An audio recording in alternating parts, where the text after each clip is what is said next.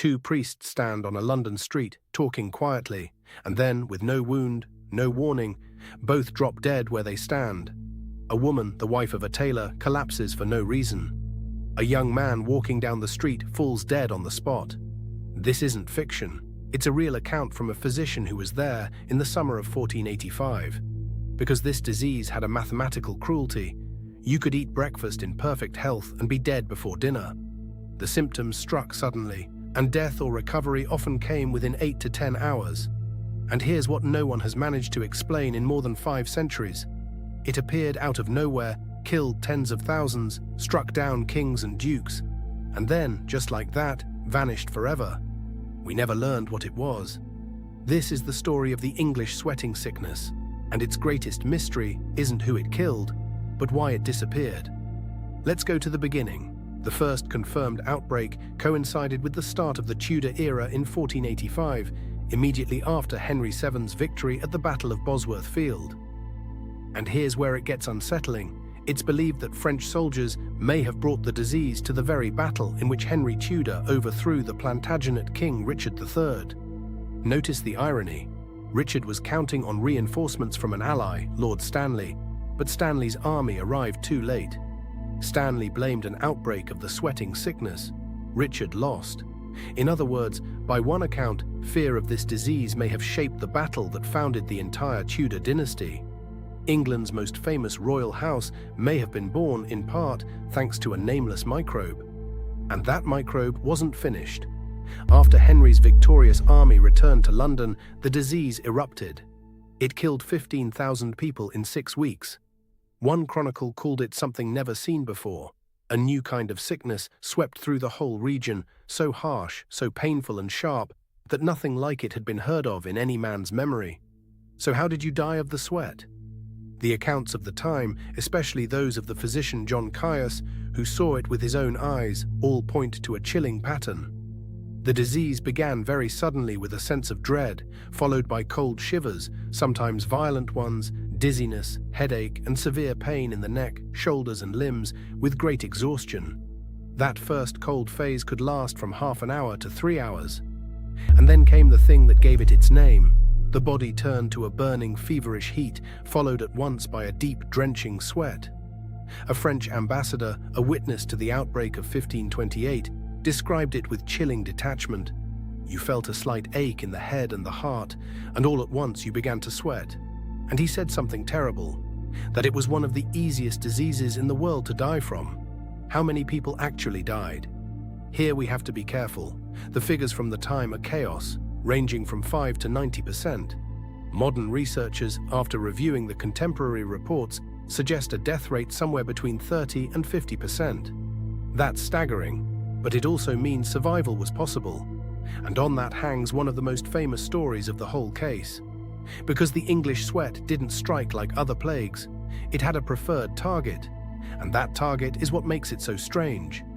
Relatively well-off adult men, especially the clergy, seem to suffer the highest attack rates. Let me repeat that. Strong young men, the rich, the courtiers. The opposite of almost every epidemic we know.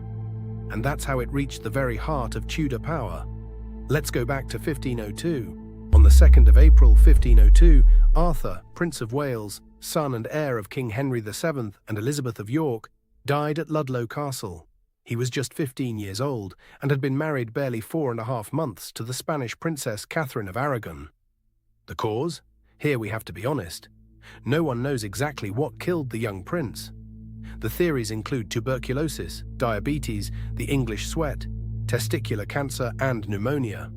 The sweat is only one hypothesis, still debated among historians. But look at the consequences. Arthur's death put his younger brother on the path to the throne. That brother would become Henry VIII. And his first act as king was to marry Arthur's widow, Catherine, who had survived that Ludlow illness. Think about that for a second. If it was the sweat, then a nameless disease rewrote the history of England twice, at Bosworth and at Ludlow. But the most dramatic episode came in the summer of 1528, and it struck Henry VIII directly again, this time through the woman for whom he was breaking with Rome, Anne Boleyn.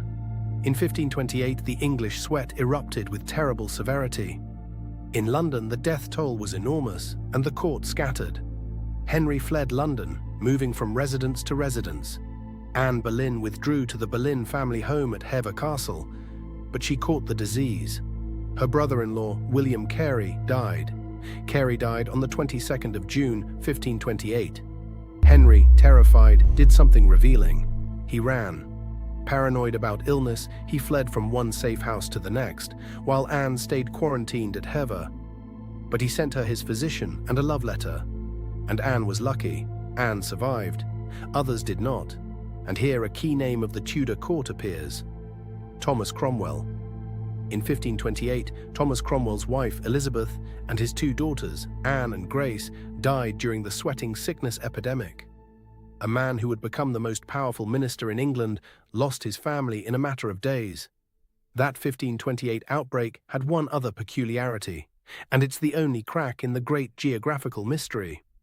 Because for almost its entire history, this disease was obsessively English. That's why Europeans called it, in Latin, sudor anglicus, the English sweat. But in 1528, it crossed the sea. That outbreak was the one great occasion when the contagion spread beyond the English Channel into continental Europe. Carried by ship, it appeared in Hamburg, in Germany, and then swept through Central and Eastern Europe, traveling across Scandinavia and all the way to Russia. Curiously, it barely touched France and Italy, and so we reach the end. And the true enigma. The last outbreak took place during the reign of Edward VI in 1551.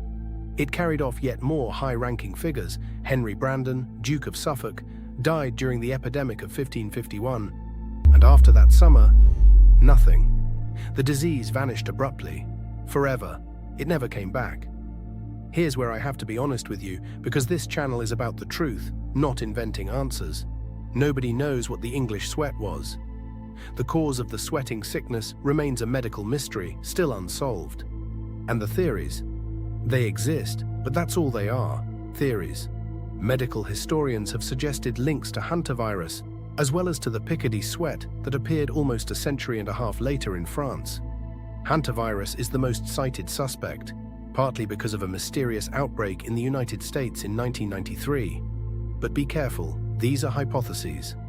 Plague and influenza have been firmly ruled out as causes, because the English sweat had no buboes and none of the winter seasonality typical of the plague, and it progressed too fast without the prominent cough of the flu. And there goes the myth. Many people believe the English sweat was just another medieval plague. It wasn't. It wasn't the Black Death. It was something different, faster, more selective toward the strong and the rich, and confined almost entirely to a single country. Confirming any hypothesis faces one enormous obstacle: the lack of preserved biological samples from the victims of 1485 to 1551. With no bodies to analyze, the case stays frozen. So the next time someone tells you about the great plagues of history, remember this one. The disease that arrived with a dynasty, killed in hours, chose the powerful, crossed Europe just once, and then, in 1551, closed the door and left without ever leaving its name. And perhaps that's the most unsettling question of all.